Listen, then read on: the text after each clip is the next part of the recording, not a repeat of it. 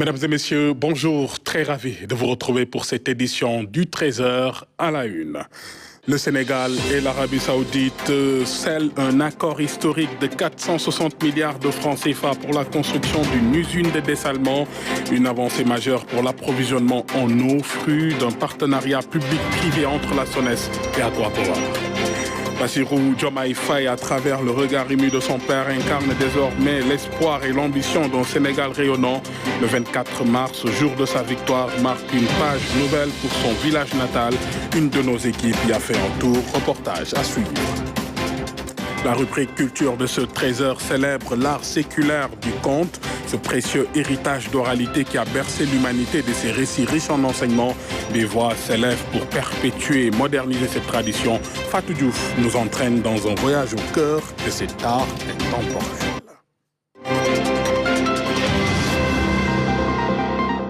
Voilà pour les titres de ce 13h. Bienvenue à tous. Je vous le disais, le Sénégal et le Royaume saoudien renforcent leur coopération à travers un contrat de partenariat public-privé de près de 460 milliards de francs CFA pour la construction d'une usine de dessalement d'eau de mer. Le président de la République a souligné l'importance de cet engagement entre la SONES et la société privée saoudienne Aqua Power dans le développement des investissements directs et étrangers et la sécurisation de l'approvisionnement en eau des populations. Aboubakri Kane. La signature de ce contrat de partenariat public-privé entre la SONES, Société nationale des eaux du Sénégal, et la société privée saoudienne Aqua Power est l'aboutissement d'un processus entamé depuis 2022. Le contrat consacre la fourniture de l'eau potable à travers la réalisation d'une deuxième usine de dessalement de l'eau de mer au Sénégal. Depuis les difficultés que nous avions eues sur la production et la fourniture de l'eau, avec la fameuse pièce en Y, le Sénégal s'est engagé dans la diversification de ses sources d'eau pour éviter la vulnérabilité. Alors ici, nous sommes dans un projet privé de production de 200 000 m3 jour et qui va passer à 400 000 m3 jour à partir de 2030. Et la phase initiale, ça va être le plus gros investissement aussi privé en dehors du port de Ndayan. La société saoudienne Aqua Power va assurer le financement de près de 460 milliards, la construction et l'exploitation de l'usine. Et ce contrat vient renforcer la coopération déjà exemplaire entre le Sénégal et l'Arabie Saoudite. Cet investissement est de 459 milliards de francs CFA qui sera amené par le partenaire privé saoudien. Et l'État achètera l'eau. Donc c'est un contrat d'achat d'eau, comme nous le faisons du reste depuis 1998 sur les contrats d'achat d'électricité. D'abord, ça va être le premier contrat d'achat d'eau par un privé qui produit, qui investit, qui produit et qui vend à la SONES, qui à son tour met à disposition cette eau avec Seine-Eau. C'est important pour la coopération entre l'Arabie Saoudite et le Sénégal. C'est important pour le développement des investissements directs étrangers en faveur de notre pays. C'est important pour la sécurisation de l'approvisionnement en eau des populations, puisque malgré les efforts qui sont faits sur KMS 3, sur les forages, vous savez, la croissance démographique est telle que si on n'anticipe pas, dans quelques années, 4 ou 5 ans, on aura encore des pénuries d'eau.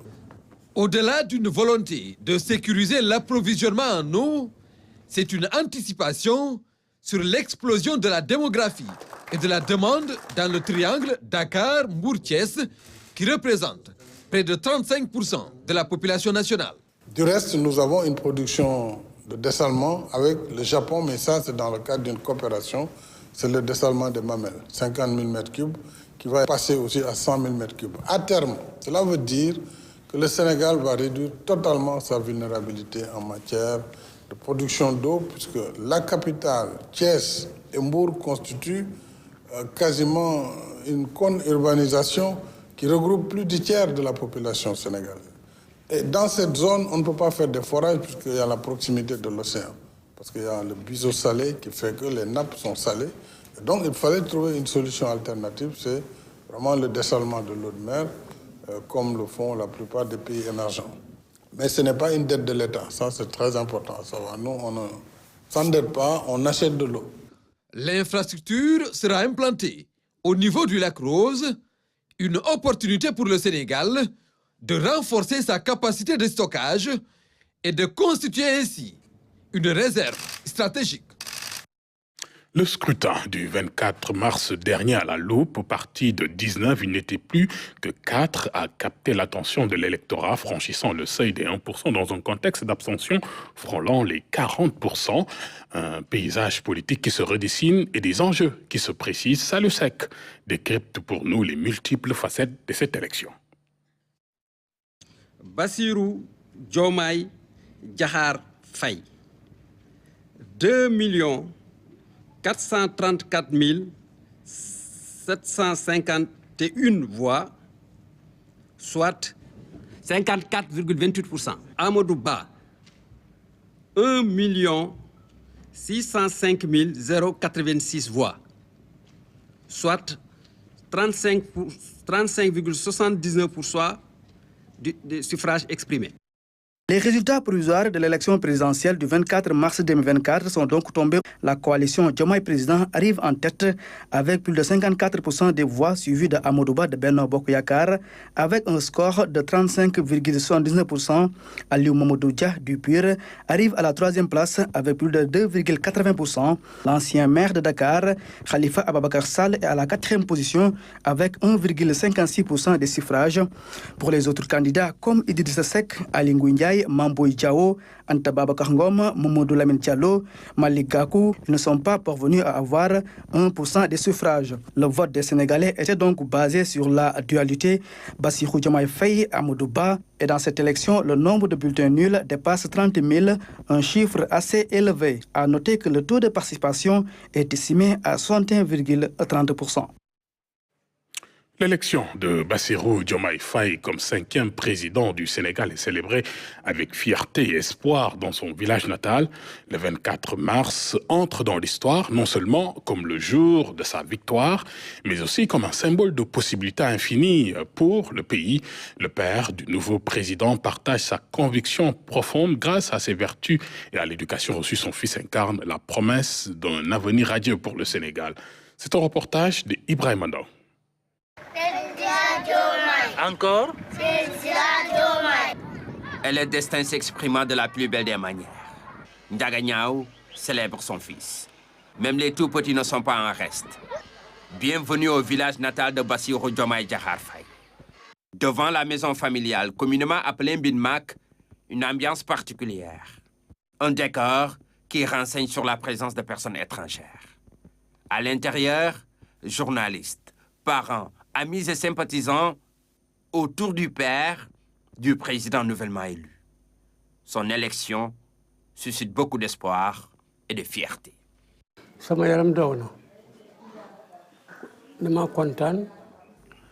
Fier, mais en même temps, j'ai quelques inquiétudes. Pourquoi? Parce que la fonction de président est une lourde responsabilité, car le président est appelé à gérer tous les problèmes du Sénégal.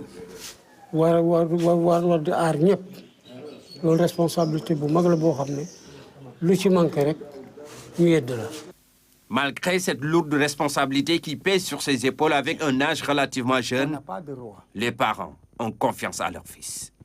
On a confiance effectivement que tout ce qui peut être fait pour que les défis, n'est-ce pas, soient relevés, sera fait. Fierté, parce que voir son fils arriver à la magistrature suprême d'un pays, et on sait que c'est le produit d'un investissement qui vient avant lui, parce que son grand-père, n'est-ce pas, s'est battu pour qu'il y ait une école ici. Il est marié en prison pour ça. Donc, pour nous, c'est une fierté de voir effectivement l'aboutissement de ce pourquoi notre père se battait. Mon père et son grand-père. Inquiétude parce que, n'est-ce pas, c'est un pays, et diriger un pays comme le Sénégal, c'est pas facile. Le président Diomaye est né et a grandi sous l'ombre de cet arbre, toujours entouré de sa famille. L'agriculture la principale activité bien maîtrisée par le président Diomaye. Nous, ici, dans cette maison, quand tu es étudiant, tu ne vas pas en vacances aller à la côte ou aller à la plage, non. Tu reviens au champ parce que tu es un paysan, n'est-ce pas? Tu cultivais le champ comme tout le monde. Il est né ici, il était un excellent élève, n'est-ce pas? Et justement, c'est cet équilibrage entre le travail champêtre, le sens des responsabilités au champ, qui effectivement s'est transmis au sens de responsabilité à l'école. Ah oui, nous tous, lui, n'est-ce pas? Même en tant qu'étudiant, tu reviens ici, parce que tu es paysan, n'est-ce pas? On n'est pas, nous dans notre famille, on n'est pas dans cet intellectualisme qui pense qu'il y a une séparation entre nous. Maintenant, on est devenus des cadres intellectuels et le monde paysan, non. On est des paysans. Moi, je suis là-bas aux États-Unis, mais je suis un paysan. Si je viens ici, si c'est l'hivernage, j'allais aller au champ. Comme lui aussi. Dans ce village qu'il a vu naître et grandir, les témoignages ne manquent pas. Nous nous sommes rencontrés la première fois au collège, en 6e, pour l'année scolaire 92-93. Et depuis, on ne s'est plus quittés. Il fera un bon président, d'après ce que je connais de lui, de son humilité, de sa justesse, de sa courtoisie, mais surtout de son attention. C'est une personne très attentionnée. Alors, quel conseil à l'endroit du fidèle ami président? De rester lui-même.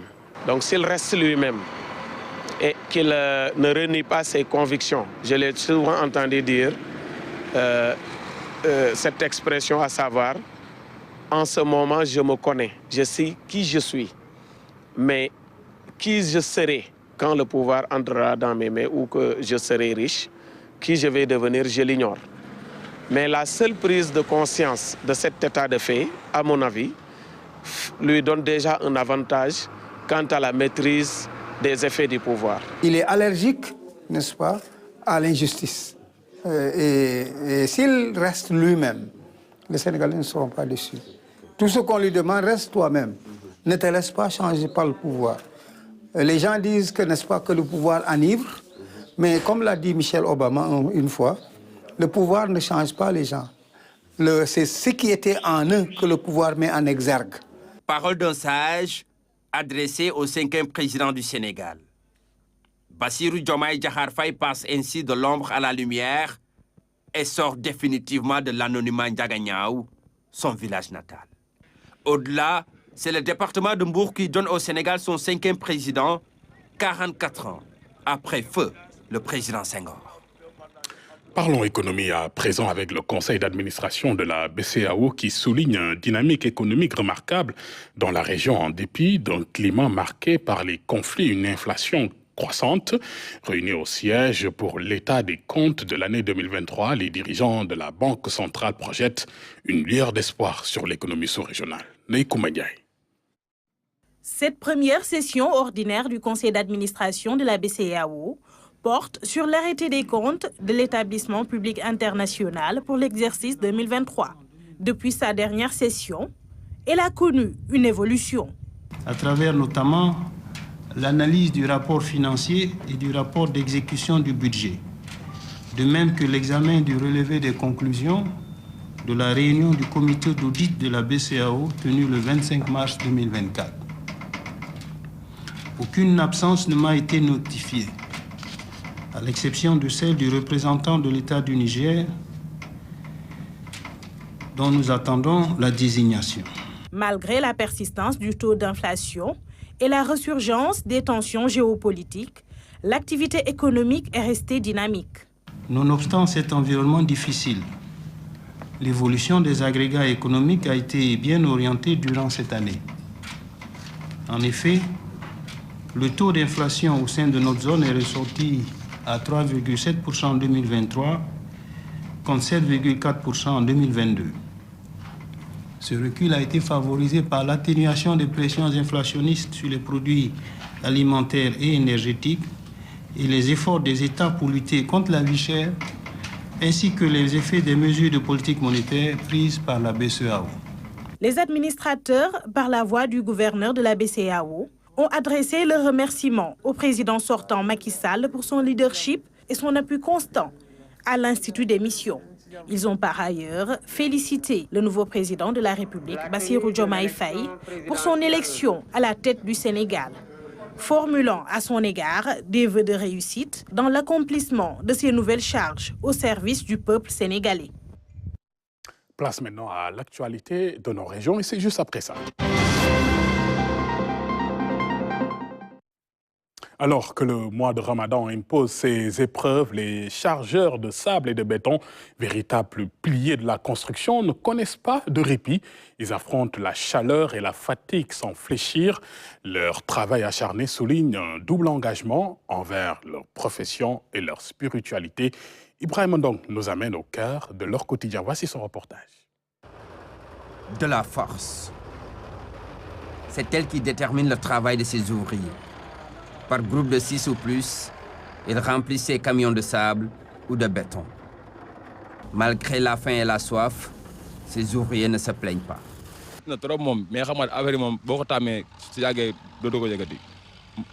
Certes, c'est difficile, mais on a l'habitude de le faire. L'habitude est une seconde nature.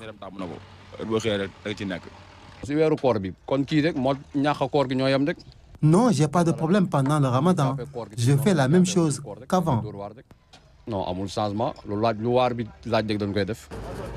Au dépôt Nord-Foire, c'est un va-et-vient incessant, doublé du bruit des pelles mécaniques qui accueillent les visiteurs. Et que dire de la poussière qui rend difficile le travail.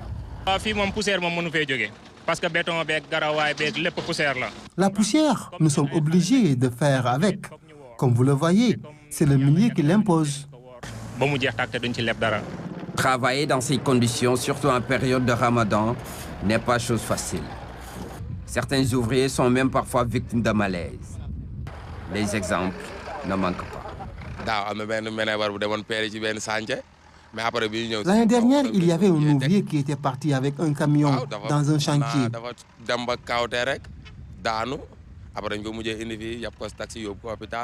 Mais au retour, on l'avait évacué d'urgence à cause d'un malaise. De loin, on les voit tremper dans la sueur et la chaleur. À distance, le chef de garage, tranquillement assis dans son coin, règle tout au bout des doigts. Pratiquement, on ne fait absolument. À part les commandes qu'on nous demande de livrer, on reste assis comme ça. Assis comme ça. Tout se règle au téléphone. Il suffit de nous appeler et on vous livre ce que vous voulez. Vous n'êtes pas comme les autres qui sont sous le chaud soleil. Ceux-là sont des manœuvres. Nous sommes les propriétaires. Nous vendons nos matériels. Nous avons des camions qui sont un peu partout dans le pays.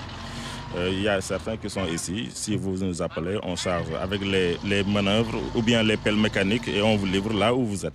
Ici, quand certains décident de faire abstraction du jeûne, d'autres ne sentent même pas le temps passer, comme pour dire que le travail rime bien avec le Ramadan. Pendant ce temps, les chrétiens, eux, entrent dans l'ultime préparation de la célébration pascale marquée par la solennelle messe chrismale du Mardi Saint à la cathédrale de Dakar. L'archevêque a accompli le rite de consécration du Saint-Crème et de bénédiction des huiles, annonçant le début imminent du Triduum pascal. Anis Nyanyamane. Les prêtres du diocèse de Dakar, autour de l'archevêque Monseigneur Benjamin Ndiaye, concélèbrent la messe chrismale. Au cours de la célébration, l'archevêque a consacré le Saint-Crème, huile qui sert pour les baptêmes lors de la vigile pascale et les sacrements tout au long de l'année. Ce témoin fidèle, c'est lui qui nous rassemble ici aujourd'hui, dans le cadre de cette messe chrismale qui est un temps fort de notre vie diocésaine. Voyez vous-même, comme dit le psalmiste, comme il est bon, comme il est doux d'habiter en frères et sœurs tous ensemble. Cela fait du bien à notre Église de célébrer le mystère de la foi dans la communion qui nous unit en Jésus-Christ, le témoin fidèle. Que le Saint-Crème, que nous allons consacrer en cette messe chrismale, nous procure bonheur et action de grâce dans la célébration du baptême, de la confirmation et du sacerdoce ministériel. Nous allons bénir l'huile des malades dans la fidélité au Dieu d'amour révélé en Jésus-Christ. Lui, Jésus-Christ, qui a pris sur lui nos infirmités, nos maladies et nos épreuves de toutes sortes. La cérémonie du Vendredi Saint va nous rappeler que c'était nos souffrances qu'il portait et nos douleurs dont il était chargé. Il y a tant et tant de souffrances de par le monde. Que l'huile des malades traduise pour chacun d'entre nous l'effort de sympathie auquel nous sommes tous conviés envers chaque malade au nom de Jésus-Christ, venu nous révéler la bonté infinie du Père des miséricordes. Cette messe qui manifeste l'unité de toute la communauté est l'occasion pour les prêtres de renouveler leurs promesses sacerdotales. Toi, prêtre, diacre, moi, évêque, nous sommes appelés à vivre en témoins fidèles du Christ. L'Esprit du Seigneur a reposé sur nous au jour de notre ordination, par l'imposition des mains du consécrateur et la prière consécratoire. En devenant prêtre ou évêque, nous avons également reçu l'onction du Saint-Crème pour partager l'identité du Christ, prêtre, prophète et roi. De nombreux fidèles chrétiens ont assisté à la messe chrismale, qui veut dire huile et onction, une manière d'accompagner le Seigneur Jésus dans le combat de sa passion durant cette semaine sainte qui nous mène vers Pâques. En écho de la communauté internationale, le Sénégal a célébré la journée mondiale du théâtre ce 27 mars. Sous le signe de la paix, thématique choisie par les artistes comédiens, cette journée a été l'occasion d'honorer les professionnels du 6e art. Oumou Kalsoum Sall.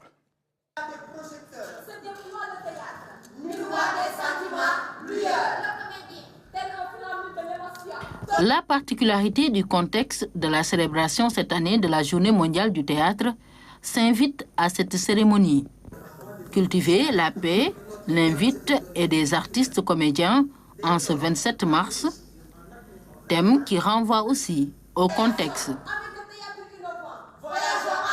L'expression artistique dans sa diversité vaut au Sénégal une place de choix sur la scène internationale. Le secrétaire général du ministère de la Culture a aussi rassuré les professionnels quant au processus de validation du plan stratégique de développement du théâtre. Pour rappel, depuis 1962, cette journée est célébrée à travers le monde. Et à l'occasion de la journée internationale du théâtre, la Maison de la Culture d'Outesec s'est transformée en un forum où artistes intellectuels et passionnés se sont réunis, organisé par l'Association des artistes comédiens du théâtre sénégalais. Cet événement a exploré le potentiel unique du théâtre comme outil de dialogue, de réflexion et d'unité sociale. Maud Sakiné. Notre planète. Nous ne sommes pas dans un prétoire, mais plutôt sur les planches. Il s'agit d'une pièce de théâtre sur un fait divers. Elle traite du rôle du théâtre dans la cohésion sociale.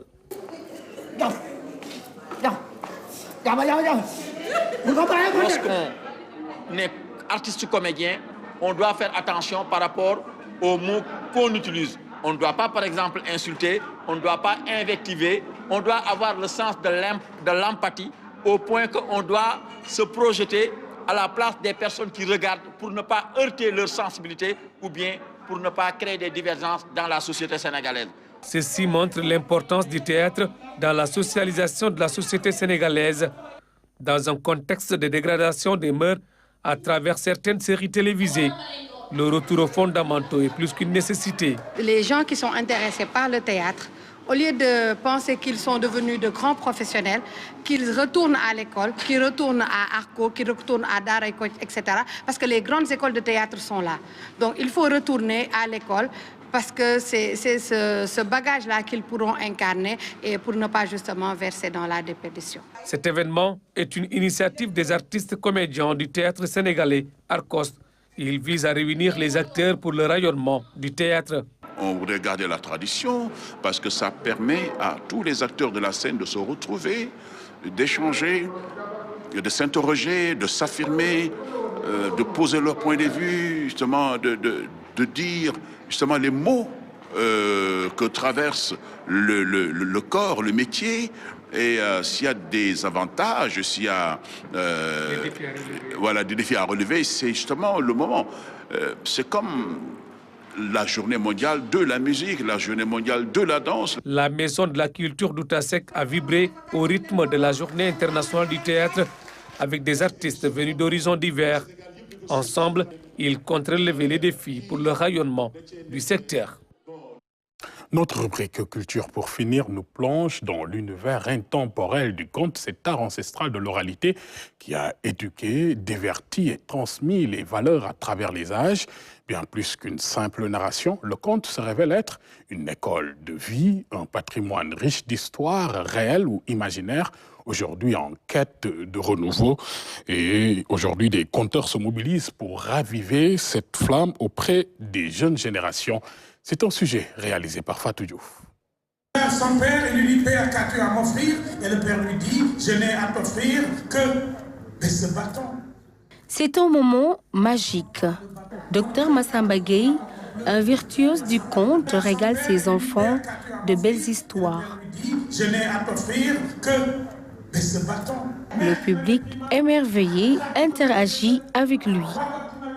Une ambiance bon enfant. Il compte pour distraire et transmettre des valeurs morales. On a découvert que la vie n'est qu'un obstacle à traverser. En plus, on a appris beaucoup de leçons morales, des leçons de vie, des leçons d'avenir, beaucoup de leçons quand même.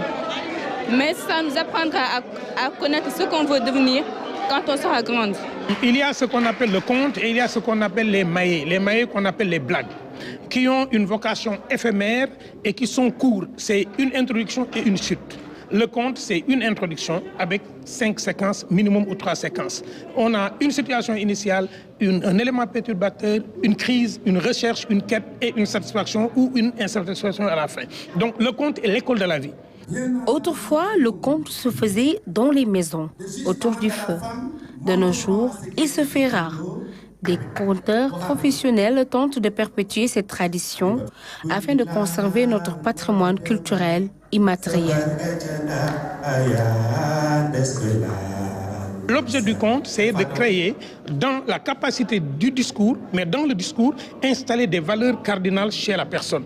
On ne raconte pas le conte pour que la personne change, mais pour que toute sa vie, face à des situations, il se rappelle une histoire où il ne faut pas mentir, il se rappelle une histoire où il ne faut pas être paresseux, il se rappelle une histoire où il ne faut pas faire du mal aux gens, il se rappelle une histoire où il faut être utile au public. Donc le conte est un genre sérieux. Le conte, c'est l'école de la vie. C'est un art avec des normes et des règles. Conte en spirale ou en farandole, ce genre narratif attire beaucoup de jeunes. Plus qu'une passion, ils en font une profession. Le conteur d'antan, c'était un grand-père, une grand-mère, un oncle, un membre de la famille ou de la communauté. Le public, c'était la famille ou bien la communauté. Mais rappelez-vous aussi que là où il le fait, c'est dans sa communauté. Alors que si on veut en faire une profession, ces trois-là changent. Le conteur change, ce n'est plus un membre de la famille. Le public change, ce n'est plus la famille. Et l'espace aussi change, ce n'est plus en famille ou bien en communauté, on va dans des théâtres. À partir de là, ça demande du travail pour en faire une profession. Le conte fait-il vivre son artiste? Ah mais oui, le conte fait vivre son artiste. Donc comme je dis, les conteurs du Sénégal ne parlent pas beaucoup, mais ils ne souffrent pas.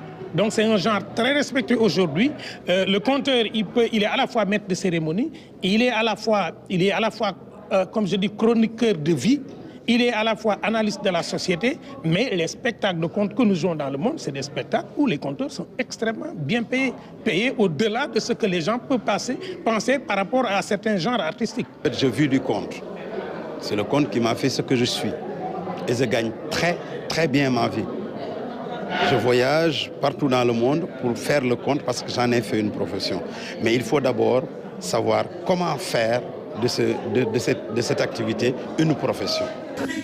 La diffusion de contes à la radio ou à la TV est une opportunité pour inculquer aux tout-petits des leçons de morale. Pour moi, dans toutes les licences que l'État du Sénégal accorde aux médias, aux télévisions, aux radios, il doit y avoir une obligation de tranche pour les enfants. Aujourd'hui, les enfants n'ont pas de place dans les médias au Sénégal. Je pense que l'État du Sénégal doit revoir ses licences pour que nous ayons des plages où les enfants ont droit à des récits authentiques. Si nous confions l'imaginaire de nos enfants au monde, le monde nous rendra des enfants que nous ne reconnaîtrons pas. Donc ça, c'est mon combat. Et c'est un appel que je lance à la communauté de la presse dont je suis. Ça fait 24 ans que je fais une émission de contes sur une radio de la place, pour ne pas la nommer. 24 ans. 24 ans, c'est 52 semaines multipliées par 24. C'est plus de 1000 et quelques contes que nous avons sauvés en stock. En attendant, ces professionnels du conte tiennent le flambeau en créant des espaces de conte à Cœur-Lady ou à la case du conteur. Ils encadrent les jeunes passionnés de conte. Leur credo, créer des ponts et non des murs de haine. C'est sur ces belles notes que se referme cette édition, mesdames et messieurs. Merci de nous avoir suivis. Merci de votre attention et de votre fidélité. Je vous souhaite une excellente journée et un bon appétit pour ceux qui sont à table, bien sûr.